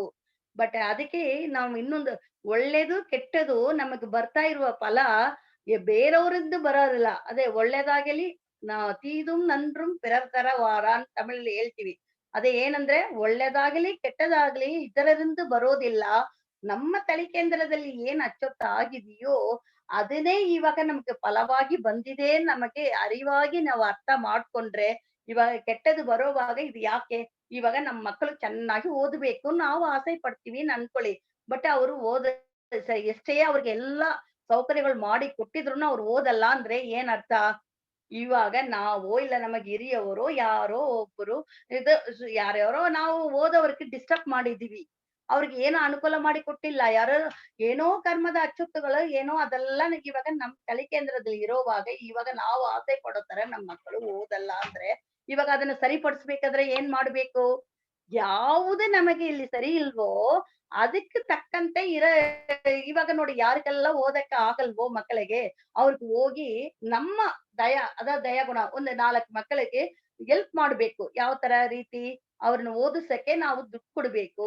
ಅವ್ರಿಗೆ ಕೊಡ್ತಾ ಇಲ್ಲಿ ಹೋಗಿ ನಾವು ಲಕ್ಷಾಂತರ ರೂಪಾಯಿ ಟ್ಯೂಷನ್ ಇಟ್ಟಿದ್ರುನು ಮಕ್ಕಳು ಓದಲ್ಲ ನಮ್ ಮಕ್ಕಳು. ಬಟ್ ನೀವು ಆ ದುಡ್ಡನ್ನ ಅರ್ಧ ತಗೊಂಡೋಗಿ ಬೇರೆ ಮಕ್ಕಳಿಗೆ ಓದಿಸಿದ್ರೆ ಆಟೋಮ್ಯಾಟಿಕಲಿ ಅಲ್ಲಿ ಕರ್ಮದ ಅಚ್ಚೊತ್ತು ನೀಗಿಸಿ ಇವ್ರು ಓದಕ್ಕೆ ಶುರು ಮಾಡ್ಬಿಡ್ತಾರೆ ನಮ್ ಮಕ್ಕಳು. ಇದೇ ಕಾರಣ. ಅದಕ್ಕೆ ಪರಿಹಾರ ಅಂತ ಹೇಳ್ತಾರೆ ನಮ್ಮ ಇದು ಏನಂದ್ರೆ ಇದು ಯಾವುದೋ ಕರ್ಮದ ಅಚ್ಚುತ್ತಿಂದ ಇದು ನಮ್ಗೆ ಇವಾಗ ಒಂದು ಮದುವೆಗೂ ತಡೆ ಆಗತ್ತೆ. ಏನು ಇದೇ ಅಪ್ಪ ಯಾರ್ ಮಾಡಿರೋ ಪಾಪನೇ ನಮ್ಮ ಇದು ಇಷ್ಟೊಂದು ಡಿಲೇ ಆಗುತ್ತೆ ನಾವು ಅನ್ಕೊಂಡಿರ್ಬೋದು. ಬಟ್ ಅದಕ್ಕೆ ಯಾಕೆ ಇವ್ರು ಯಾರ್ಯಾರಿಗೆಲ್ಲ ಏನೇನ್ ತಡೆ ಇಷ್ಟೊಂದು ಎಲ್ಲ ಕೆಟ್ಟದ್ದು ಮಾಡಿದ್ದು ಇದು ಬಂದು ನಮಗೆ ಇವಾಗ ಇಲ್ಲಿ ಬಂದು ನಿಂತಿದೆ. ಅದೇ ತರ ನಮಗೆ ಇದು ಜಾತಕ ನೋಡುವಾಗ್ಲೂ ಆ ಕಟ್ಟ ಹಿಂಗಿದೆ, ಹಂಗಿದೆ ಎಲ್ಲ ಹೇಳ್ತಾರೆ. ಎಲ್ಲ ಬಂದಿರೋದು ಯಾವುದಂದ್ರೆ ನಮ್ಮ ಪಾಪ ಪುಣ್ಯಕ್ಕೆ ತಕ್ಕಂತಾನೆ ನಾವು ಹುಟ್ಟೋವಾಗ್ಲೇನೆ ಆ ಜಾತಕ ಬಂದಿರುತ್ತೆ. ಬಟ್ ನಮಗೆ ಒಂದು ಕಟ್ಟ ಒಂದು ಅದು ಸೇರಿದೆ. ಬಟ್ ಇದಕ್ಕೆ ತಕ್ಕಂತ ಫಲನೇ ನಮಗೆ ಸಿಗತ್ತೆ. ಬಟ್ ಅದ ಹೋಗಿ ನಾವು ಒಂದು ಜ್ಯೋತಿಷ್ಯರ ಕೇಳೋದಕ್ಕಿಂತ ನಮ್ಗೆ ಏನ್ ನಡೆಯುತ್ತೆ ಅಂದ್ಬಿಟ್ಟು ನಾವೇ ನಮ್ಮ ಅರಿವಿನ ಮೂಲಕ ಗೊತ್ತಾವಾಗ ಅದ ಸರಿಪಡಿಸೋವಾಗ ಒಳ್ಳೇದು ಮಾಡ್ತಾ ಇದ್ರೆ ಏನೇ ಕೆಟ್ಟ ಫಲಗಳು ಇದ್ರೂನು ಅದಕ್ಕೆ ನಾವು ಇವಾಗ ರೋಡಲ್ಲಿ ಹೋಗ್ತಾ ಇದೀವಿ ಕೆಟ್ಟದ್ದು ಏನಂದ್ರೆ ಅವ್ರಿಗೆ ಆಕ್ಸಿಡೆಂಟ್ ಆಗ್ಬೇಕು ಇವಾಗ ಅವ್ರ ಕರ್ಮ. ಬಟ್ ಇದ್ರೂನು ನಾವು ಈ ಜನ್ಮದಲ್ಲಿ ಒಳ್ಳೇದು ಮಾಡಿದ್ರೆ ಏನಾಗತ್ತೆ ಅಂದ್ರೆ ಇಲ್ಲ ಪುಣ್ಯ ಬಲ ಯಾರೋ ಮಾಡಿರೋದು ಇದ್ದಿದ್ರೆ ನಮ್ ತಳಿ ಕೇಂದ್ರದಲ್ಲಿ ಅಲ್ಲಿ ಅಡ್ಡ ಒಂದು ಬೆಕ್ಕೋ ಇಲ್ಲ ನಾಯೋ ಹೋಗುತ್ತೆ. ಅದರಲ್ಲಿ ಗಾಡಿಯಲ್ಲಿ ಡ್ಯಾಶ್ ಹೊಡಿತೀವಿ ಸ್ವಲ್ಪ ಇಲ್ಲೇ ಬಿದ್ದೋಗುತ್ತೆ ಲೈಟ್ ಆಗಿ ಏಟಾಗತ್ತೆ. ಯಾವುದು ಇವಾಗ ಜಾಸ್ತಿ ಆಕ್ಸಿಡೆಂಟ್ ಆಗಿ ಹೋಗಿ ಮಲ್ಕೊಳ್ಳೋದು ಹೋಗಿ ಇವಾಗ ಲೈಟ್ ಆಗಿ ಯಾಕೆ ಅಲ್ಲಿ ಪುಣ್ಯ ಫಲ ಬಂದು ಒಂದು ಗಾಡಿಗೆ ಹೋಗಿ ಡ್ಯಾಶ್ ಆಗೋದು ಒಂದು ಬೆಕ್ಕ ಮೇಲೆ ಆಗಿ ಚಿಕ್ಕದಾಗಿ ನಮ್ಗೆ ಏಟಾಯ್ತು. ನೋಡಿ ಅಡ್ಡ ಬಂತು ಅದಕ್ಕೆ ನಮ್ಗೆ ಚಿಕ್ಕದಾಗಿ ಕೆಳಗೆ ಬಿದ್ಬಿಟ್ಟಿವಿ. ಇವಾಗ ಇದೇ ಒಳ್ಳೆ ಅದಕ್ಕೆ ನಾವು ಯಾವ್ದನ್ನು ಏನಲ್ಲ ಆ ಭಾವನೆ, ನುಡಿ, ಕ್ರಿಯೆ ಮೂಲಕ ಎನಿ ಟೈಮ್ ನಾವು ಒಳ್ಳೇದನ್ನೇ ನೆನ್ಸ್ಕೊಂಡು, ಒಳ್ಳೇದನ್ನೇ ಮಾತಾಡಿ, ಒಳ್ಳೇದನ್ನೇ ಕ್ರಿಯೆ ಮಾಡ್ತಾ ಇದ್ರೆ ಎಷ್ಟೇ ಇದೇ ಒಂದು ಪರಿಹಾರ. ಈ ಕರ್ಮದ ಅಚ್ಚುತನ ನೀಗಿಸ್ಬೇಕಂದ್ರೆ ಇದನ್ನೇ ನಮ್ ಜೀವನ. ಈ ತರ ನಮ್ ಜೀವನದಲ್ಲಿ ಪ್ರತಿ ಒಂದುನು ಅದಕ್ಕೆ ದೇವ್ರ ಅರಿವು ಕೊಟ್ಟಿದ್ದಾರೆ. ಈ ಅರಿವಿನ ಮೂಲಕ ಏನ್ ಬಂದಿದೆಯೋ ಅದನ್ನ ಹೆಂಗೆ ನೀಗಿಸೋದು ಅಂದ್ಬಿಟ್ಟು ಹತ್ಕೊಳ್ಳೋದಕ್ಕೆ ನಮ್ಗೆ ಅರಿವುನು ಇದೆ. ಅದಕ್ಕೆ ತಕ್ಕಂತ ಮಾಡಿ ಅದು ಇವಾಗ ಬಂದಿದೆ ಅಂದ್ರೆ ಅದು ಹಳೆ ಕರ್ಮ ಅನ್ಕೊಳ್ಳಿ. ಬಟ್ ಇದನ್ನ ಹೆಂಗೆ ಸರಿಪಡಿಸೋದು? ಈ ತರ ನಾವು ಬುದ್ಧಿನ ತಗೊಂಡು ಹೋಗೋವಾಗ ಬಂದಿದ್ದಕ್ಕೋಸ್ಕರ ನಾವು ಕೂತ್ಕೊಂಡು ಅಳಲ್ಲ. ನಮ್ ಲೈಫ್ ಎನಿ ಟೈಮ್ ನಮ್ ಲೈಫ್ ಅನ್ನ ನಾವು ಸಂತೋಷವಾಗಿ ಇಟ್ಕೊಳಕ್ಕೇನೆ ದೇವ್ರ 6ನೇ ಅರಿವು ಕೊಟ್ಟಿದ್ದಾರೆ. ಆ ಸಂತೋಷವಾಗಿ ಹೆಂಗ್ ಇಟ್ಕೊಳ್ಳೋದು? ನಾವ್ ಏನ್ ಮಾಡ್ತೀವಿ ಅಂದ್ರೆ ಎಕ್ಸ್ಪೆಕ್ಟೇಷನ್ ಜಾಸ್ತಿ ಇಟ್ಕೊಂಡಿರ್ತೀವಿ. ಎಕ್ಸ್ಪೆಕ್ಟೇಷನ್ ಇಲ್ಲ ನಮ್ ಜೀವನಕ್ಕೆ ಏನ್ ಬೇಕು ಅದನ್ನ ಅರ್ಥ ಮಾಡ್ಕೊಂಡು ನಮ್ಗೆ ಏನಿದೆಯೋ ಅದರಲ್ಲಿ ಹೆಂಗ್ ಮಾಡೋದು ತಿಳ್ಕೊಂಡು ಈ ತರ ಒಂದು life limit and method life ಜೀವಿಸೋವಾಗ ಆಕ್ಚುಯಲ್ ನಮ್ ಕರ್ತವ್ಯಗಳನ್ನು ನೀಗಿಸುತ್ತದೆ. ನೋಡಿ ನೆಕ್ಸ್ಟ್ ಜನರೇಷನ್‌ಗೆ ನಮ್ ಕರ್ತವ್ಯ ಏನು? ಇವಾಗ ಆಲ್ರೆಡಿ ನಮಗೆ 70% ಒಳ್ಳೇದಿದೆ. 30% ಕೆಟ್ಟದೇ ನಮ್ ತಾಯ್ತನದ ಮೂಲಕ ಬಂದಿದೆ ಅಂತ ಅನ್ಕೊಳ್ಳಿ. ಇವಾಗ ನನ್ ಕರ್ತವ್ಯ ಏನು? ನಾನು ಆ ಇದು 70% ಒಳ್ಳೇದಿದನ್ನ 80% ಒಳ್ಳೇದಾಗಿ ಚೇಂಜ್ ಮಾಡಿ ಆ ಕೆಟ್ಟದನ್ನ 20% ಕಡಿಮೆ ಮಾಡಿ ಕೊಡೋದೇ ನನ್ ಜವಾಬ್ದಾರಿ. ಬಟ್ ಅದನ್ನ ಬಿಟ್ಟು ನಾವು ಇನ್ನು ಕೆಟ್ಟದ್ ಮಾಡಿ 30 ಇರೋದು 40 ಕೆಟ್ಟದ್ದು ಕೊಟ್ಟು ಒಳ್ಳೇದು 70 ಇರೋದು 60 ಮಾಡಿದ್ರೆ ಆವಾಗ ನಾನು ಈ ಜನ್ಮ ಹುಟ್ಟಿ ಏನ್ ಪ್ರಯೋಜನ? ಬಟ್ ಅದನ್ನ ಅರ್ಥ ಮಾಡ್ಕೊಂಡು ಎನಿ ಟೈಮ್ ನಾವು ಒಳ್ಳೇದಾಗಿ ಇರೋದಕ್ಕೆ ಕಲಿಯೋಣ. ಬಟ್ ಅದಕ್ಕೋಸ್ಕರ ಒಳ್ಳೇದಾಗಿರೋದಕ್ಕೆ ಮಾರ್ಗ ಯಾವುದು? ನಮ್ಮ ಮಗರಿಷಿನೇ ಕೊಟ್ಟಿರೋದೆ ಯಾವುದು? ಇದನ್ನ ತಿಳ್ಕೊಂಡು ಈ ನಮ್ಮ ಮಗರಿಷಿ ಕೊಟ್ಟಿರುವ ಈ ಸಬ್ಜೆಕ್ಟ್ ಅನ್ನ ಎಲ್ಲಾ ಜನಕ್ಕೆ ತಗೊಂಡೋಗಿ ಸೇರ್ಸೋವಾಗ ಇದನ್ನೂ ಒಂದು ಒಳ್ಳೆ ರೀತಿಯಲ್ಲಿ ನಮಗೆ ಏನು ಅಚ್ಚುತ್ತುಗಳನ್ನ ನೀಗಿಸಕ್ಕೆ ಪುಣ್ಯ ಸೇರೋದಕ್ಕೆ ಒಂದು ದಾರಿಯಾಗಿದೆ. ನಾವು ಸಾಧನೆ ಮಾಡೋಣ. ಇತರರಿಗೂ ಬೋಧನೆಯನ್ನು ಕೊಟ್ಟು ನಮ್ಮ ತಳಿ ಕೇಂದ್ರನ ಪ್ಯೂರಿಫಿಕೇಶನ್ ಮಾಡೋದಕ್ಕೆ ಮಗರಿಷಿ ಕೊಟ್ಟಿರುವ ಹಾದಿಯಲ್ಲಿ ನಾವು ಎಲ್ಲರೂ ಸೇರಿ ನಡೆಯೋಣ. ಇದು ಎಲ್ಲರಿಗೂ ತಗೊಂಡೋಗಿ ಸೇರ್ಸೋಣ. ಇಷ್ಟೊತ್ತು ಈ ಪಾಠ ಕೇಳಿದ ನೀವು, ನಿಮ್ಮೆಲ್ಲರ ಕುಟುಂಬ ಬಾಳ್ಗೆ ಸಮೃದ್ಧಿಯೊಂದಿಗೆ ನಿಮ್ಮ ದೇಹ ಆರೋಗ್ಯ ಮತ್ತು ನಿಮ್ಮ ಇದು ದೀರ್ಘಾಯುಸ್ಸು, ಸಾಕಷ್ಟು ಐಶ್ವರ್ಯ, ಉನ್ನತ ಕೀರ್ತಿ, ಸತ್ಯ ಜ್ಞಾನವನ್ನು ಪಡೆದು ನೀವು ಎಲ್ಲ ಚೆನ್ನಾಗಿರ್ಬೇಕಂದ್ಬಿಟ್ಟು ಆ ಗುರುಗಳ ಹತ್ರ ಕೇಳ್ಕೊಳ್ತೀನಿ. ಇಷ್ಟು ನನ್ನ ಮಾತನ್ನ ಮುಗಿಸ್ತೀನಿ. ಬಾಳ್ಗೆ ಸಮೃದ್ಧಿಯೊಂದಿಗೆ. ಬಾಳ್ಗೆ ಸಮೃದ್ಧಿಯೊಂದಿಗೆ madam. Thank you madam. Thank you so much. Okay. ಆತ್ಮೀಯ ಬಾಳ್ಗೆ ಸ್ನೇಹಿತರೆ, ಸಮೃದ್ಧಿ. ಈ ದಿನದ ಆಧ್ಯಾತ್ಮಿಕ ಚಿಂತನೆಯನ್ನ ನಡೆಸಿಕೊಟ್ಟಂತಹ ಪ್ರಾಧ್ಯಾಪಕರಿಗೆ ವಂದನೆಗಳು. ಸ್ನೇಹಿತರೆ, ಈಗ ಪ್ರಶ್ನೋತ್ತರ ಸಮಯ. ಈ ದಿನದ ಚಿಂತನಾ ವಿಷಯಕ್ಕೆ ಸಂಬಂಧಿಸಿದಂತೆ ಯಾರಿಗಾದರೂ ಪ್ರಶ್ನೆಗಳಿದ್ರೆ ರೈಸ್ ಹ್ಯಾಂಡ್ ಬಟನ್ ಕ್ಲಿಕ್ ಮಾಡಿ ನೀವು ಪ್ರಶ್ನೆಗಳನ್ನ ಕೇಳಬಹುದು ಸ್ನೇಹಿತರೆ. ನೀವು ಪ್ರಶ್ನೆಗಳನ್ನ ಕೇಳುವ ಮುಂಚೆ ಒಂದು ಪ್ರಮುಖ ಸೂಚನೆ ಇದೆ ಸ್ನೇಹಿತರೆ. ವಿಶ್ವ ಸಮುದಾಯ ಸೇವಾ ಸಂಘದ ಶಾಖೆಯಾಗಿರುವ ವಿಷನ್ ಫಾರ್ ವಿಸ್ಡಮ್ ಆಯೋಜಿಸಿರುವ ಆನ್ಲೈನ್ ಸ್ಕೈ ಯೋಗ ಫೌಂಡೇಶನ್ ಕೋರ್ಸ್ ಈಗ ಕನ್ನಡ ಭಾಷೆಯಲ್ಲಿ ಹಲವಾರು ಬ್ಯಾಚ್‌ಗಳು ನಡೆದಿದೆ. ಈ ಕರೋನಾ ಎಂಬ ಸಂಕಷ್ಟದ ಕಾಲದಲ್ಲಿ ಮಾನಸಿಕವಾಗಿ ಬಹಳ ನೊಂದಿರುವವರಿಗೆ, ಆರೋಗ್ಯದಲ್ಲಿ ಸಮಸ್ಯೆ ಇರುವವರಿಗೆ, ಹಾಗೂ ಧ್ಯಾನ ಕೇಂದ್ರಕ್ಕೆ ಬರಲು ಸಾಧ್ಯವಾಗದೇ ಇರುವವರಿಗೆ ಈ ಒಂದು ಕೋರ್ಸ್ ಬಹಳ ಉಪಯುಕ್ತವಾಗಿದೆ. ಅಂಥವರು ಈ ಅಭ್ಯಾಸಕ್ಕೆ ತಮ್ಮನ್ನ ತೊಡಗಿಸಿಕೊಳ್ಳಲು www.kundaliniyoga.edu.in ಎಂಬ ವೆಬ್‌ಸೈಟ್‌ನ ಮೂಲಕ ನಿಮ್ಮ ಹೆಸರನ್ನ ನೋಂದಾಯಿಸಿಕೊಳ್ಳಲು ಈ ಮೂಲಕ ವಿನಂತಿಸಿಕೊಳ್ಳುತ್ತೇವೆ ಸ್ನೇಹಿತರೆ. ಹಾಗೂ ಶಾಲಾ ಕಾಲೇಜು ತೆರೆಯದೇ ಇರ್ತಕ್ಕಂಥ ಈ ಕಾಲದಲ್ಲಿ ಮಕ್ಕಳಿಗೆ ಸದ್ಗುಣಗಳನ್ನ ಬೆಳೆಸಿಕೊಳ್ಳಲು ಮತ್ತೆ ಆರೋಗ್ಯವನ್ನ ಕಾಪಾಡಿಕೊಳ್ಳಲು ಪರೀಕ್ಷೆಗಳನ್ನ ಧೈರ್ಯವಾಗಿ ಎದುರಿಸಲು ಇದೊಂದು ಉತ್ತಮವಾದ ಸದಾವಕಾಶ ಸ್ನೇಹಿತರೆ. ಇದಕ್ಕಾಗಿ ವಿಷನ್ ಫಾರ್ ವಿಸ್ಡಮ್ ವಿದ್ಯಾರ್ಥಿಗಳಿಗಾಗಿ ಈ ಆನ್‌ಲೈನ್ ಫೌಂಡೇಶನ್ ಕೋರ್ಸ್ ಅನ್ನ ಅತಿ ಕಡಿಮೆ ದರದಲ್ಲಿ ನೀಡುತ್ತಿದ್ದಾರೆ. ದಯವಿಟ್ಟು ನಿಮ್ಮ ಮಕ್ಕಳನ್ನ ಈ ಒಂದು ಶಿಕ್ಷಣಕ್ಕೆ ಸೇರಿಸಲು ಈ ಮೂಲಕ ಎಲ್ಲರಲ್ಲೂ ಕೇಳಿಕೊಳ್ಳುತ್ತೇವೆ. ಇದಲ್ಲದೆ ಆರೋಗ್ಯವಾಗಿ ಇರುವವರು ಕೂಡ ಮುಂದೆ ಬರುವ ರೋಗಗಳಿಂದ ರೋಗಮುಕ್ತರಾಗಲು ಈ ಅಭ್ಯಾಸಗಳು ನಮಗೆ ಬಹಳ ಉಪಯುಕ್ತವಾಗಿರುತ್ತೆ. ಆದ್ದರಿಂದ ತಕ್ಷಣ ಎಲ್ಲರೂ ಈ ವೆಬ್‌ಸೈಟ್ ಅನ್ನು ನೋಡಿ ತಮ್ಮ ಹೆಸರುಗಳನ್ನ ನೋಂದಾಯಿಸಿ ಆ ದೈವದ ಹಾಗೂ ಗುರುವಿನ ಕೃಪೆಗೆ ಪಾತ್ರರಾಗುವಂತೆ ಈ ಮೂಲಕ ತಮ್ಮಲ್ಲಿ ವಿನಂತಿಸಿಕೊಳ್ಳುತ್ತೇವೆ ಸ್ನೇಹಿತರೆ. ಈಗ ಪ್ರಶ್ನೆಗಳೊಂದಿಗೆ ಮುಂದುವರಿಯೋಣ. ಸುವರ್ಣಾಂಬ ಮೇಡಮ್ ಅನ್ಮ್ಯೂಟ್ ಮಾಡ್ಕೊಳ್ಳಿ ಮೇಡಮ್.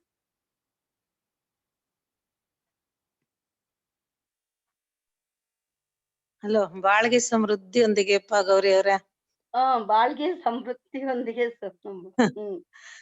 ತುಂಬಾ ಚೆನ್ನಾಗಿತ್ತು. ಎಲ್ಲೂ ಬಿಟ್ಟು ಹೋಗ್ಲಿಲ್ಲ. ಎಷ್ಟು ನೀಟಾಗಿ ಕರ್ಮಯೋಗನ ಸ್ಟಾರ್ಟ್ ಇಂದ ಎಂಡ್ ವರ್ಗು ನೀಟಾಗಿ ತಗೊಂಬಂದ್ರಿ. ತುಂಬಾ ಖುಷಿ ಆಯ್ತು ನಿಮ್ ಇಲ್ಲ, ಸ್ವರ ಕೇಳ್ದೆ. ಗುರುಗಳು ಹೇಳಿರೋದೇ ಅಷ್ಟೇ. ಹಾ, ನಿಮ್ ಸ್ವರ ಬೇರೆ ಕೇಳಿಸ್ಕೊಂಡೆ, ತುಂಬಾ ಖುಷಿ ಆಯ್ತು. ಇವಾಗ ನಾವು ತುಂಬಾ ಸಂತೋಷ. ನಾನು ನೀವು ಫೋನ್ ಇವಾಗ ಮಾಡಿದ್ದು ತುಂಬಾ ಸಂತೋಷ. ಅವನಪ್ಪ ಈಗ ಇಂಡಿಯಾದಲ್ಲಿಲ್ಲ, ಕೆನಡಾದಿಂದ ಮಾತಾಡ್ತಿದೀನಿ. ನಮ್ಗೆ ಇವಾಗ ಬೆಳಗಿನ ಜಾವ. ಓ, ಅಲ್ಲಿಂದ ಮಾತಾಡ್ತೀರಾ? Very good. ಅವನಪ್ಪ, ಅದಕ್ಕೆ ಪಾಠ ಕೊಡಕ್ ಆಗ್ತಿಲ್ಲ. ಈ ಕರ್ಮಯೋಗ ತಗೊಂಡಿದ್ದೆ ನಾನು ಮಾಡೋಣ ಅಂತ, ಅಷ್ಟರಲ್ಲಿ ನಾನು ಎಲ್ಲಿಗ್ ಬರಂಗ ಆಗೋಯ್ತು. ಓ, ಹಂಗಾಗಿ ತಗೊಳ್ಳಿಲ್ಲ. ಅದನ್ನೆಷ್ಟು ನೀಟಾಗಿ ತಗೊಂಬಂದ್ರಿ. ಅದಕ್ಕೆ ಮಹರ್ಷಿಗೆ ಹೇಳ್ತಾ ಇದ್ದೆ, ಇಷ್ಟು ಚೆನ್ನಾಗಿ ಅನ್ಕೊಂಡಿದ್ವಿ, ಅದಕ್ಕಿಂತ ನೀಟಾಗಿ ತಗೊಂಡೋದ್ರು ಗೌರಿ ಅವರು ನೋಡಿ, ಎಲ್ಲ ಅಂತ. ಥಾಟ್ಸ್ ಸೇರುತ್ತೆ. ಯಾರು ಏನ್ ಹೇಳ್ಬೇಕನ್ನ ಅನ್ಕೊಂಡಿದಾರೋ ಹೇಳೋವ್ರ ಜೊತೆಲಿ ಬಂದ್ಬಿಡತ್ತೆ ಅದು. ಹಾ, ಅದನ್ನೇ ಈಗ ನಿಮ್ ಪಾಠದಲ್ಲೇ ಬಂತಲ್ಲ, ಏನೇನ್ ಹಾಕಿದೀವಿ, ಏನೇನ್ ಬರುತ್ತೆ ಅಂತ. ನೀಟಾಗಿ ತಗೊಂಡೋಗ್ ಬಂದ್ವಿ. ಎಷ್ಟು ಖುಷಿ ಆಗ್ತಿದೆ ಅಂದ್ರೆ, ಈ ಮಗುಗ್ ಹಾಲ್ ಕುಡಿಸ್ತಾ ಇದ್ದೆ ನನ್ ಮೊಮ್ಮಗನ್ಗೆ. ಅದು ನೀಟಾಗಿ ಕೇಳಿಸ್ಕೊಂಡ್ ಅವನ್ಗೂ ಹೋಗಿರುತ್ತೆ ಒಳಗಡೆ. ಹೌದೌದು.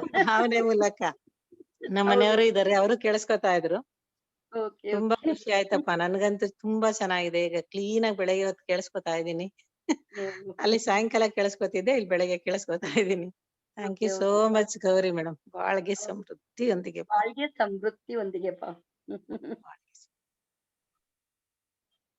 ಸೆಲ್ವಾ ರಾಜೇಂದ್ರನ್ ಸರ್ ಅನ್ಮ್ಯೂಟ್ ಮಾಡ್ಕೊಳ್ಳಿ. ಸೆಲ್ವಿ ರಾಜೇಂದ್ರನ್ ಮೇಡಮ್ ಅನ್ಮ್ಯೂಟ್ ಮಾಡ್ಕೊಳ್ಳಿ ಮೇಡಮ್. ಬಾಳ್ಗೆ ಸಮೃದ್ಧಿಯೊಂದಿಗೆ ಗೌರಿ ಮೇಡಮ್. ಬಾಳ್ಗೆ ಸಮೃದ್ಧಿಯೊಂದಿಗೆ ಸೆಲ್ವಿ ಅವರೇ, ಚೆನ್ನಾಗಿದ್ದೀರಾ? ಚೆನ್ನಾಗಿದ್ದೀನಿ. ಕರ್ಮ ಬಗ್ಗೆ ತುಂಬಾ ಚೆನ್ನಾಗಿ ಹೇಳಿದೀರಾ. ಇವಾಗ ಧ್ಯಾನ ಮಾಡುವಾಗ ನಮ್ಗೆ ಅಚ್ಚುತೆಲ್ಲ ಹೋಗುತ್ತೆ ಅಂತ ಮಹರ್ಷಿ ಕೊಟ್ಟಿರೋದು. ಆಮೇಲೆ ಅದಕ್ಕೆ ವಿಧಾನಗಳೆಲ್ಲ ಕೊಟ್ಟಿದ್ದಾರೆ. ಇವಾಗ ಇದು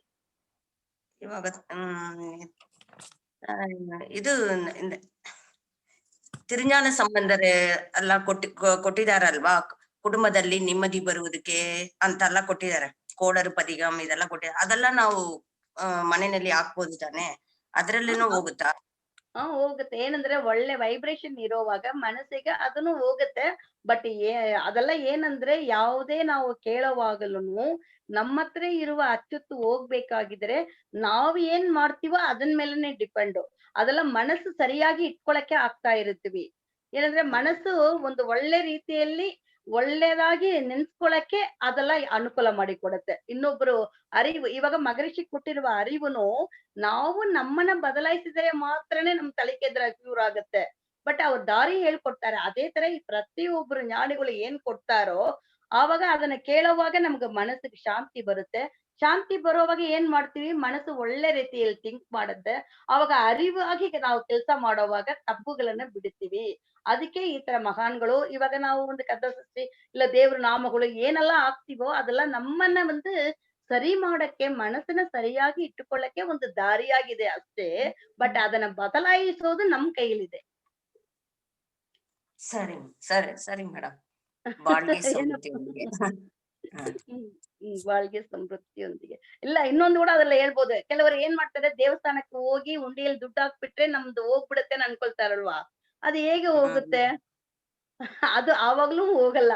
ನಾವೇ ನಮ್ದು ಇವಾಗ ತಿರುಪತಿಗೆ ಹೋಗ್ತಾರೆ, ಲಕ್ಷಾಂತರ ರೂಪಾಯಿ ಸುರಿದ್ಬಿಟ್ಟು ಬರೋವಾಗ ಅವ್ರಿಗೆ ಆಕ್ಸಿಡೆಂಟ್ ಆಗತ್ತೆ. ಅವಾಗ ಏನ್ ಹೇಳ್ತಾರೆ, ಅಯ್ಯೋ ಇಷ್ಟೊಂದು ಎಲ್ಲ ದೇವ್ರಿಗೆ ಮಾಡಿದ್ದಾರೆ, ಯಾಕೆ ಇವ್ರಿಗೆ ಆಕ್ಸಿಡೆಂಟ್ ಆಯ್ತು ಕೆಲವರೆಲ್ಲ ಹೇಳ್ತಾರ ಇಲ್ವಾ?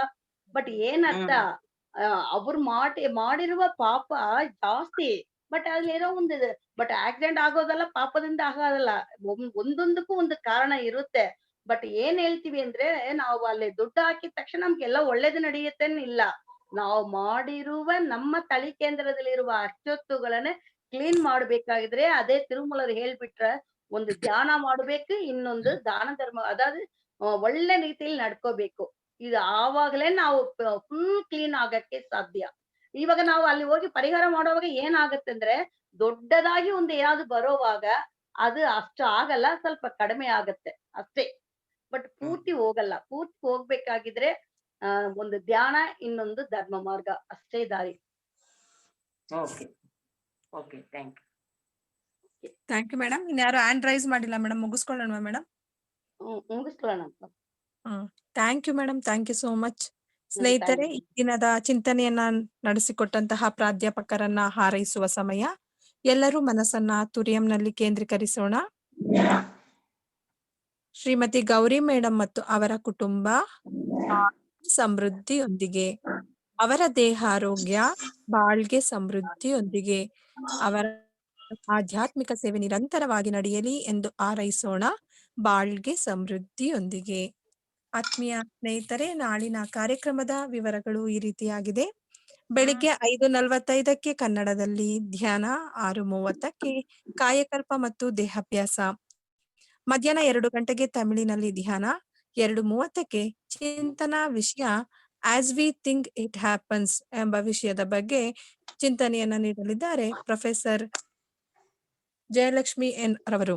ಹಾಗೂ ಸಂಜೆ 4:15ಕ್ಕೆ ಕನ್ನಡದಲ್ಲಿ ಆತ್ಮಸಂಗಮ ಕಾರ್ಯಕ್ರಮದಲ್ಲಿ ಧ್ಯಾನ, ಸಂಜೆ 4:45ಕ್ಕೆ ವಿಶ್ವಶಾಂತಿಗಾಗಿ ಹಾರೈಕೆ, ಸಂಜೆ 4:55ಕ್ಕೆ ಚಿಂತನಾ ವಿಷಯ ಅಭ್ಯಾಸ ಯೋಗದಿಂದ ಪರಿಪೂರ್ಣತೆ ಸಾಧ್ಯ, ಅಭ್ಯಾಸ ಯೋಗ ಲೀಡ್ಸ್ ಟು ಪರ್ಫೆಕ್ಷನ್ ಎಂಬ ವಿಷಯದ ಬಗ್ಗೆ ಚಿಂತನೆಯನ್ನ ನೀಡಲಿದ್ದಾರೆ ಸ್ಕೈ ಪ್ರೊಫೆಸರ್ ಕಾಂತರಾಜ್ ಸರಾರ್ ಅವರು.